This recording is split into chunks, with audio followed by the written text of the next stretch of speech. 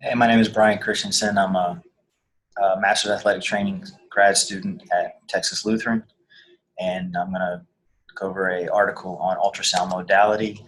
Here's the name of my article. All right. The context and background: they use therapeutic ultrasound. The goal was to increase range of motion, decrease stretch pain, and the methods that were used. There were 15 healthy males. The average mean age of 26 years old, and they were all right-handed.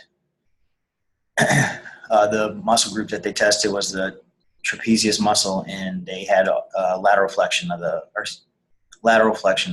cervical spine to the left is what they tested in all males. These are the settings used. There are three different groups. So ultrasound group where they applied gel and ultrasound, the placebo where they applied gel and ultrasound but never turned it on, and then the rest control group where they applied the ultrasound gel and then just told the patients to rest. So the results: the active range of motion, passive range of motion, and skin surface temperature all changed with the ultrasound group. There was a increase in their stretch pain threshold, and this was annotated using the FAST scale. So they were able to get more range of motion at the same pain level than prior to ultrasound. Their skin temperature returned to normal after 20 minutes following the ultrasound. And then after the 20 minutes, the range of motion was still significantly higher. So in conclusion, the skin temperature decreased to baseline 20 minutes after the ultrasound, but fortunately the range of motion and stretch pain were maintained. This allowed for a greater presence in mechanical effects of range of motion as a result of the ultrasound itself, and mostly due to microvibrations, which decreased the sensitivity of the stretch pain receptors and allowed an increase in range of motion.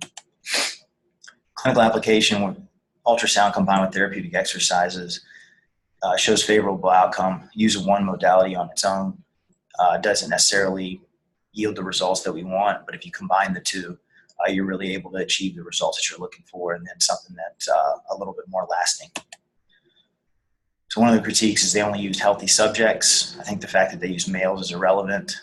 Could have been all males, all females, or mixed gender.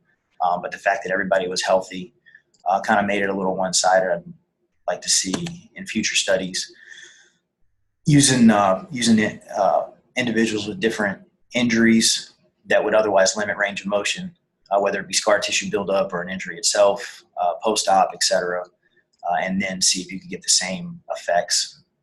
Also, it'd be interesting to see if there's different results, whether you're using upper extremities, lower extremity limitations.